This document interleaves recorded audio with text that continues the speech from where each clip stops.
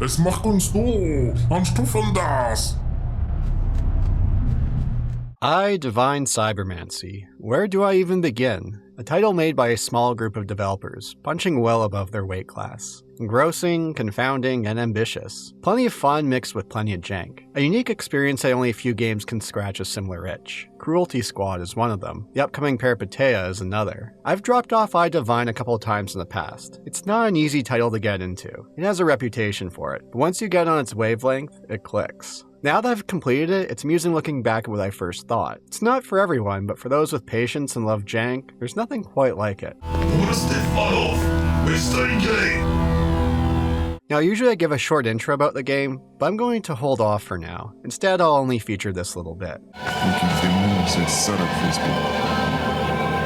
We'll come back to the story later because oh boy. Like everything it does, I Divine is distinct in its presentation on several fronts. One major factor is the use of the Source Engine, an engine that hasn't seen much commercial usage outside of Valve titles. Source Engine titles have, for a lack of a better term, a je ne sais quoi factor, a fitting term considering the developers of I Divine are French. By je ne sais quoi, I mean an element that's something that's hard to describe. But you know a Source Engine title when you play one. Although there are enough tweaks here for I Divine to stand out from other Source titles. One is the scope of levels. When I think of Source titles, I think of small maps with brief loading screens. That's not the case with I Divine. These levels are mammoth in their scope. At first I thought they were too big. Chop these sections in half and the game would be better. Larger areas are not stuffed to the brims with details and things to do, but I did come around to the large map size. One, it adds to the game's unique flavor, charm, ambition, and jank. But more important is the second point. You'll be revisiting these levels, whether during the campaign or for various side missions. When you return later, you'll have higher stats. Depending on what you upgrade, you'll run faster, you'll jump higher. You may be able to teleport enemy to enemy, killing them in your wake. You'll also know the layout in and out of these maps. What took several minutes to navigate can now take less than a minute, so the large level sizes become less of an issue later on. That said, there is a variety in these size of maps. Some with far more open spaces, other in condensed areas. Some levels can be somewhat plain in their design, while others dial up on the cyberpunk style. Some can be downright atmospheric that's enhanced by fantastic memorable sound design.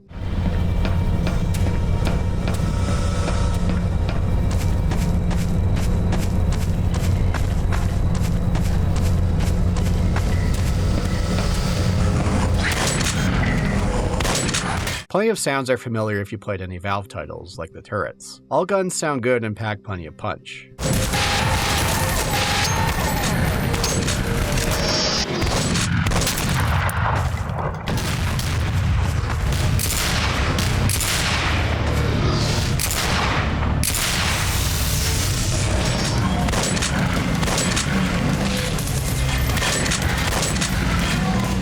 I love the sound of hitting the ground after a jump, especially with a large drop involved. It packs plenty of weight.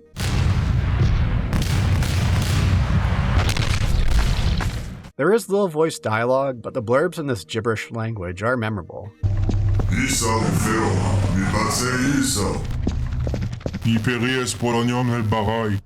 The music is, for the most part, dreamlike ambience with heavy synth usage, fitting and memorable. When it comes to character design, you can see the Warhammer 40k influence. It pops up in many areas, including the story, which, don't worry, we'll get to later. I have very little knowledge of Warhammer, besides picking up elements through osmosis over the years or watching basic lore summaries. Even then, I could see the Warhammer influence all over the place. I Divine is an RPG. It's based on a tabletop creation by the developers. Converting it into a video game, well, there's always hurdles along the way. Some add to the goofy charm found within. You have the classic experience point system to allocate your stats. Amusing how they use 3 exclamation marks to tell that you've increased your level like a girl texting full of excitement. It's Brouzouf where things get more interesting. Pardon my en français there. What's Brouzouf? It's a French slang term for cash. You'll earn it by completing quests, killing enemies, and hitting enemies. Pretty much anything you do will lead to that precious Brouzouf. It's amusing how the game always tells you that you're earning it in the top left corner. Thanks, game. You could use Brouzouf in several ways. One of them is upgrading your cyber tech. We have several to choose from. You could upgrade them all the way to level 10. Each upgrade can raise various stats. Some are more useful than others, like legs. If you gotta go fast, this is the upgrade.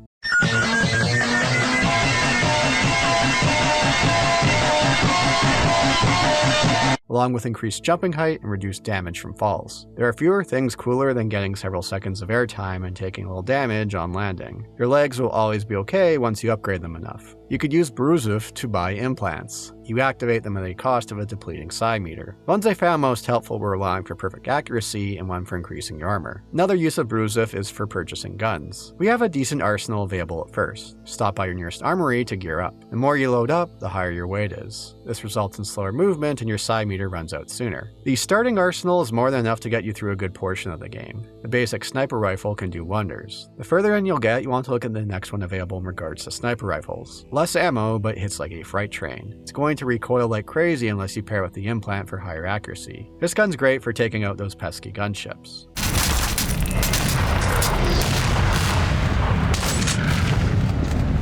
Some guns for purchase have high stat requirements. Not all though, one of those being the 444 Bear Killer. Now I can't confirm how well it works on a bear. There are no bears in E.Y.E. I can say they do a wonderful job of decimating anything in your path. Gunships can go down in a couple of shots. The Deus Ex Machina, these giant cyber demon knockoffs, can also fold under a couple of shots.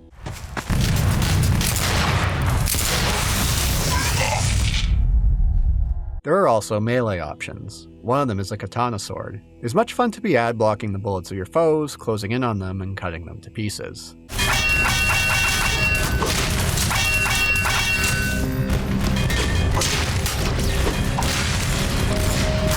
You could spend your Brouzouf to unlock further psi powers. This game's equal spells. Some you can unlock through the campaign. This is where E.Y.E gets really fun with how you could bend and outright break the game. You could summon a small army of clones or one more powerful clone. Induce madness on your foes. Turn foes into monsters. Turn items on the ground into health. Kill anything in an instant with a dimensional gate, although take a hefty health penalty. Yes, I do mean anything. Watching a Deus Ex Machina crumble to the ground after use never gets old. But the most fun to be had is with Dragon's Breath. This is one of the coolest powers I've come across in the game. It teleports you to the enemy's location and they implode. It's not like the Kate Bush song where we make a deal with God to get him to swap our places. We swap into their place as they implode.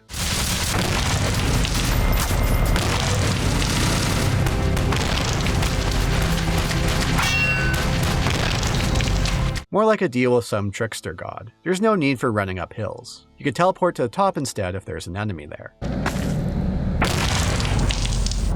I had a lot of fun traversing maps with as few steps as possible, using Dragon's Breath to traverse. Of course, like everything that E.Y.E does, you have to be careful with your spells. It's easy to psi shock yourself to death if your psi isn't high enough. It could take a while to refill depending on your stats. Although you could do the old crouch trick for a faster refill. Sprinting and jumping are also tied to your psi meter, another consideration to keep in mind. Like any good immersive sim, E.Y.E has a hacking minigame. It's one of the more interesting ones. It's more or less a one-on-one old-school JRPG battle. There's a lot going on here, somewhat overwhelming at first, but you get used to its quirks. You and your opponent have an attack power, defense power, and your HP. Each turn gives you several options. Attack, boost your defense, boost your attack at the cost of your defense, reduce their attack, or reduce their defense. These can be pretty fun, and you can cheese them with certain strategies, like boosting your shield, boost your attack with a penalty to defense, and attack away. While the turns come at you fast, the time to take to defeat your opponent can go on a bit too long, I found. And you can hack more or less everything. Enemies, turrets, ATMs. It's pretty cool how you control someone when you hack them. It's not a one-to-one control, more like you're controlling a camera of them, giving them instructions.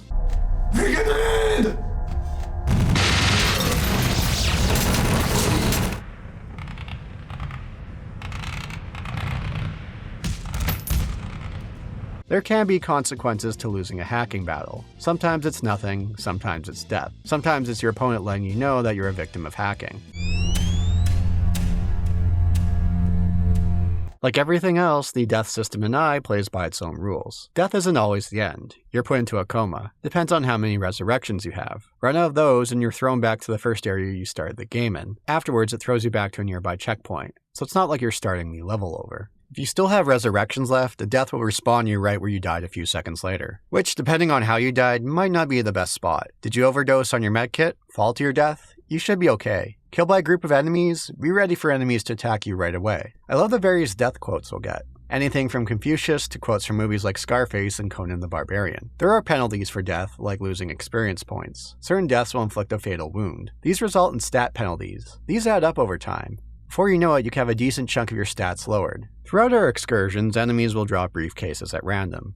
These are research items. You can invest more Brouzouf for faster research or less for slower. What you end up with can vary. Many research items will allow you to research other items. Some give boost to stats. Some do nothing. Those fatal wounds and stat penalties I was talking about earlier, you can come across research items to remove them. Thing is, I never came across the right research items to unlock them for the longest time. Not until the end stretch of my second playthrough of the campaign. And then, it costs plenty of Brouzouf and takes a long time. A bit frustrating, but that's part of the E.Y.E experience. But there's also a benefit to doing this. The more you level up a stat, the more it's going to cost past a certain point. By the time I could research to remove stat penalties, I accumulated quite a number of fatal wounds. So I started research and left the game running in the background. Over the course of an afternoon, I researched all items required to remove all stat penalties. Much better. Fitting for the third playthrough to get the true ending. Now I've become the Ritter of Waves. Each level has several objectives. Many will give you several options for tackling them. With the right use of talking, you could bypass combat altogether. Although that's not as fun considering how much E.Y.E Divine offers elsewhere. It can be a bit annoying at first to complete an objective, go back to a safe spot, get your next objective, and continue. Of course, this becomes less of an issue later when you're a speed demon and know the levels inside and out. Due to the large level size, this is a game where I have no issue with keeping objective markers on. At first, these levels will be daunting, and it's a reason many people drop off from the game.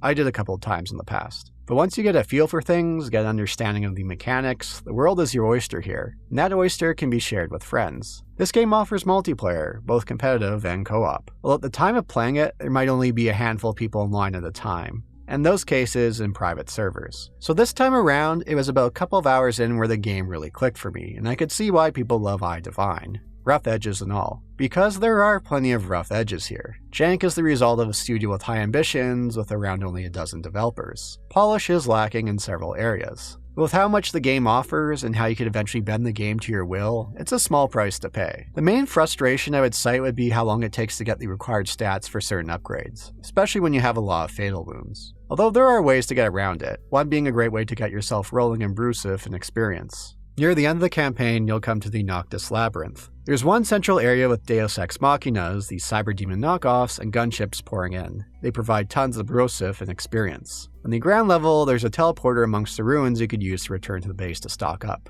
You'd also find a teleporter on the higher grounds to snipe down one of the Deus Ex Machinas. Something I haven't mentioned up until now. You could change several game settings at any point, one of them being spawn rates. Enemies will respawn through our excursions on these maps. You could crank it up to have them spawn after moving yourself away a short distance. You could also adjust the difficulty at any time. Higher difficulty results in higher experience in Brouzouf. I do realize I've changed my pronunciation several times throughout the video. What you have now is a wonderful way of getting experience in Brouzouf at a fast rate. At first, it can be tricky. I had plenty of deaths. This is where many of my fatal wounds came from. But you'll be able to buy cybernetic implants with ease. Research is a simple search away. At first, I wasn't sure about the idea of grinding it out, but it's so much fun. So many ridiculous things going on all at once in this area. There were several times where I'd warp in with the portal just to die within a couple seconds from a gunship.